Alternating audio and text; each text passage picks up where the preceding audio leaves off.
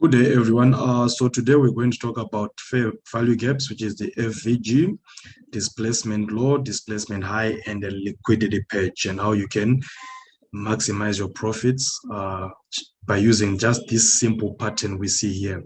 So first of all, we're going to talk about what is a fair value gap. A fair value gap is when price is being delivered and it leaves a gap. So you see, we want to identify three candles, our candle 1, candle 2, candle 3. So in the, either you're going to hold the wick of this candle. No, actually you have to hold the highest of this candle, which is your, likely there's going to be your order block, and the lowest of this candle. So that would be either your wick of the high and the wick of the low here. So the gap in between is the fair value gap.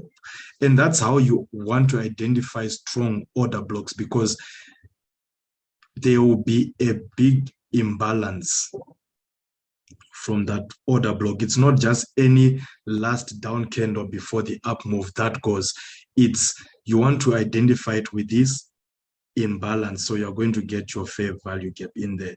Same thing when you're selling, you're going to get your fair value gap. You are identifying your three candles, 1, 2, 3.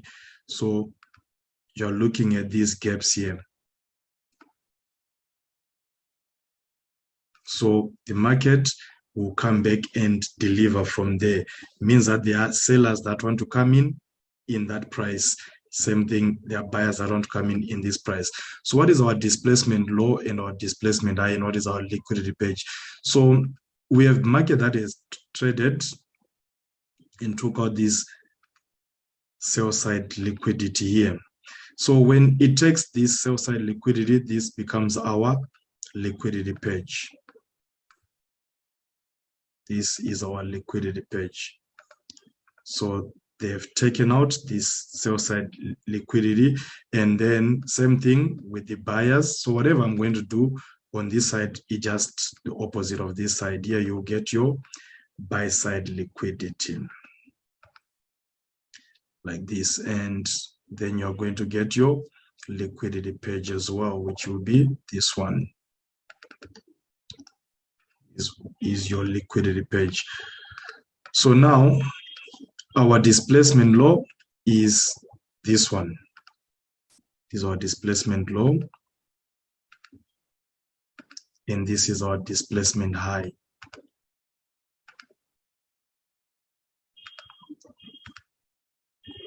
This is our displacement high. So when the market has done this, sometimes you can get maybe a small break of structure, because also your displacement low is also a type of your break of structure, or this way also your buy side liquidity is going to be. But you want to see a big move like this, then you can be confident with that trade. So when you identify this between this low and this high, you need to have your reasons for buying. Between this low and this high, this way you need to have your reasons for buying. Same thing here. This is our displacement low, and this on top is our displacement high.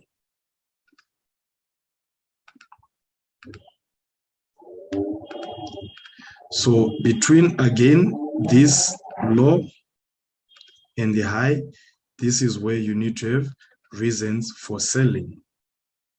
This is where you're going to find your order blocks, your fair value gaps. You're going to get your quarters, your quarter points in there, and you're going to get your breakers. And you might get, if you use support and resistance, you're going to get your support within this zone. Within this zone, this way you're going to get everything in there. Everything that you need for your trade, your reasons should be inside this zone. For selling, same thing, it's going to be inside that zone as well. If you are going to sell, it's going to be inside this zone. This is where you get also your resistance. If you are using that, everything will be inside this zone. So a fair value gap, it's let's say you're painting your wall, and then you go up. You might realize that you left some gaps which are not painted. So you come back with your paintbrush, fill those gaps, and then you go up. So that's the same thing with the market. The market will come back inside the fair value gap, and then it goes up. Same thing here, it will come back and then it goes down. So it lines up with your order block as well. It's going to line up with your prices. So you want to have reasons why you're taking the trade. So just an example of this. Let's go to yesterday's trades for this week. Go to 1 hour. So we are here. Let's identify a fair value gap. One horizontal. So you see, we have an order block, and then we have the market that pushes up aggressively. What do we have here?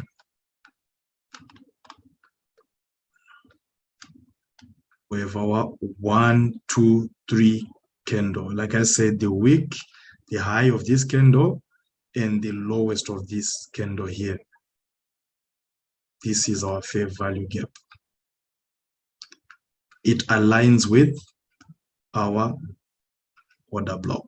If you can see, this is our order block. So just to stretch this, extend to the right, that's going to make it a bit dark.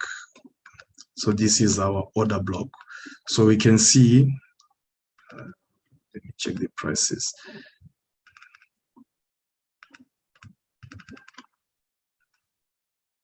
So we can see that our order block, our fair value gap, market, it comes back, delivers again, and then it buys from there.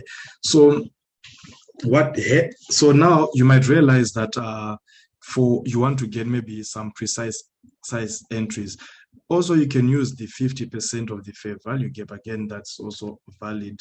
If you want to use the range, you can say, you want to buy on the 50%. It's up to you, according to how you're going to backtest. So this is our fair value gap on 1 hour. If you want to drop it, we say, let's go to 15 minutes. Then you can see that we will put it here. And I want you to see something. You see here, you have again a fair value gap. If you bought, I think we sent this trade last week. You see there, you have a fair value gap. Market came back and then it pushed up. So when you trade these fair value gaps, either your stop loss goes below the fair value gap. Because you see, you have your fair value gap, your order block, stop loss goes below. So let's go to 5 minutes to looking for that other entry.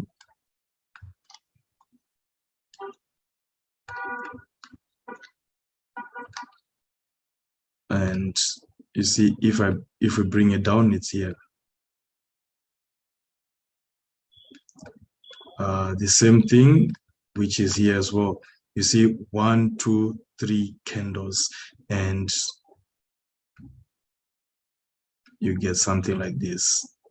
And you see, market enters in the fair value gap, it goes up, and then here you have your order block.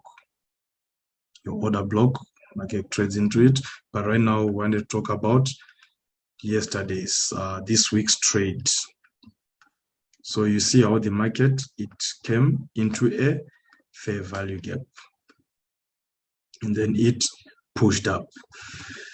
So remember the pattern I was showing you, and I said that you can identify that pattern. It's something like this. If you want to identify that pattern, so let's say we have our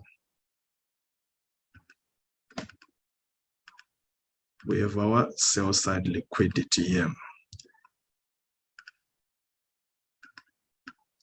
and then